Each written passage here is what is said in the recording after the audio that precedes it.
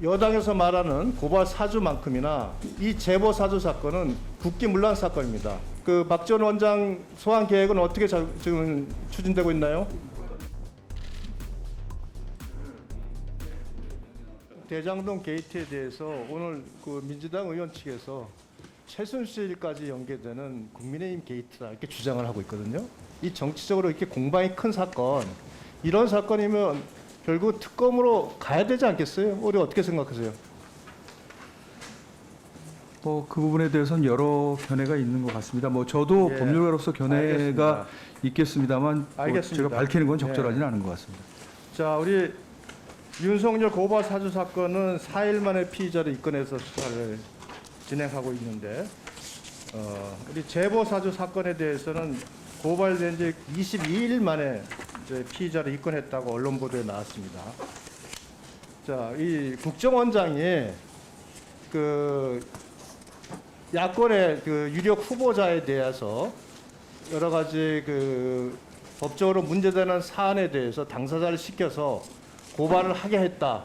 그래서 지금 대선 경선 과정에서 큰 영향을 미친다. 이것이 사실로 확인된다면 이것 또한 굉장한 그 국정 문란 사건이 되겠죠. 그 소위 말해서 제보사주 의혹 사건도 그 의혹이 그대로 인정된다 그러면 중대한 사건입니다. 굉장히 중대한 사건이 네, 되겠죠. 중대한 사건입니다. 네, 그렇습니다. 그럼 한번 볼까요? 그 뉴스 버스에서 처음 제보한 게 7월 21일이고 최초 보도한 게 9월 2일입니다. 그 사이에 8월 11일 날 박지원 국정원장이 내곡동이 아닌 소공동에서 조성원을 만나요. 근데 그날이 어떤 날인가 하면 전날 김여정이 한미연합훈련을 맹비난하면서 남북통신선을 두절하고 그날은 북한의 김영철이 남북통신선 무효선언을 하는 날입니다. 굉장히 국가적으로 긴장 상태가 굉장히 고조된 상황에서 국정원장이 개인적으로 내곡동에서 소곡동까지 온다. 이거 아주 굉장히 특수관계가 아니면 있을 수 없는 일이겠죠. 근데 의원님 그게 8월 11일 그게 잠실 롯데가 아니라 소공동 롯데가 맞습니까? 소공동 롯데로 알고 있습니다. 예. 자, 그런데 8월 10일 날 전날 만나기 전날 밤에 조성원 씨가 고발 사주로 한 그 증거 자료들 106건을 캡처를 해요. 그다음에 8월 11일 날 만나고 다음 날에도 또 2건을 캡처를 합니다. 이렇게 캡처한 사진을 가지고 있다가 8월 말에 박지원 국정원장을 또 한 번 만나요. 그리고 나서 결국 그 자료들이 뉴스버스에 제공돼서 언론에 공개가 됩니다. 굉장히 단순하죠, 사건이. 그죠? 예, 이런 비교적, 객관적 네. 정황 증거가 다 드러나 있습니다. 이것을 이렇게 보면 박지원 국정원장이 고발에 관여돼 있을, 즉 제보 사주했을 가능성에 대해서는 충분히 의심을 할 만하다고 보이는데 어떻게 생각하세요? 예, 저희가 정식으로 수사 착수해서 수사를 하기 때문에 사실관계를 저희가 밝히겠습니다. 예. 그리고 한번 볼까요? 넘겨보세요. 조성호는 9월 12일 날 SBS 뉴스에 출연해서 9월 2일이란 날짜는 우리 원장님이나 제가 원했거나 배려받아서 상의한 날짜가 아니다. 또 이렇게 말씀을 해요. 그래서 이 말 자체가 이 제보와 관련돼서 이미 원장님과 상의를 했다는 것을 충분히 암시하고 있고, 다음 날인 9월 13일 라디오 인터뷰에서는 이 말에 대해서 논란이 일어나니까 다시 얼떨결에 나온 말이다. 이렇게 또 말을 해요. 자, 두 가지 그 내용에 들어보시면 어떠세요?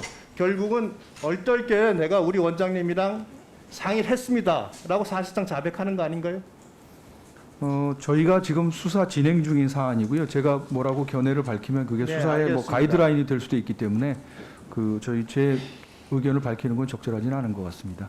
자, 제보 사주 사건은 고발 사주와 달리 아주 단순하고 명료합니다. 두 사람이 만났고 만나기 전날 소위 제보를 위해서 필요한 자료를 다운로드 받았고, 그리고 나서 8월 말에 한 번 더 만났고, 그렇게 제보가 됐습니다. 이 객관적인 상황을 보면 누구나 다 박지원 국정원장이 이 제보와 관련돼서 조언을 해서 결국은 언론에 보도되도록 했을 가능성이 굉장히 높아지는 그런 사안입니다.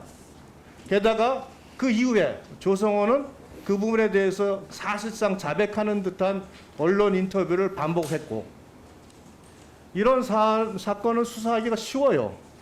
객관적으로 다 드러났고 당사자 조사만 하면 됩니다. 현재 이 사건 담당하는 검사가 몇 분이나 있나요? 지금 주임 검사 김성문 부장님이 나와 계십니다. 김성근 부장이 담당하십니까? 김성근 네. 부장님, 네, 이 부분에 대해서 현재 어디까지 조사되고 있습니까?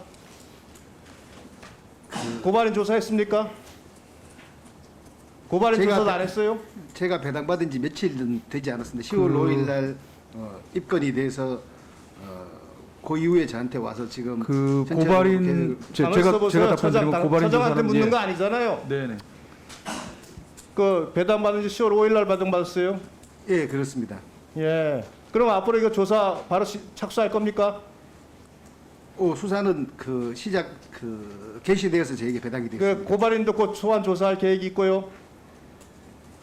고발인 조사는 먼저 돼서 이미 저에게 마쳤고요. 배당이 됐습니다. 그럼 이제 곧 뭐 객관적 증거 자료는 다 확보돼 있고 제가 다 설명드렸잖아요. 조만간에 그 박지원 원장 소환 조사할 계획을 잡을 수 있다고 보이는데 그 박지원 원장 소환 계획은 어떻게 지금 추진되고 있나요? 구체적인 부분에 대해서는 제가 말씀드리기는 어렵지만 공정하고 신속하게 조사하도록 하겠습니다. 이게 여당에서 말하는 고발 사주만큼이나 이 제보 사주 사건은 국기문란 사건입니다. 국정원장이 야권 후보에 대해서 이와 같이 제보를 했다는 것 자체는 제보를 하도록 옆에서 사주했다고 하는 것이 인정되는 순간 국정원의 정치 개입 금지라는 대원칙이 무너지는 사안입니다. 이거 철저히 수사를 하셔야 돼요. 그렇게 수사할 예정이죠. 네, 당연히 그렇게 하겠습니다. 신속한 수사를 할 것을 약속하셨기 때문에 믿겠습니다.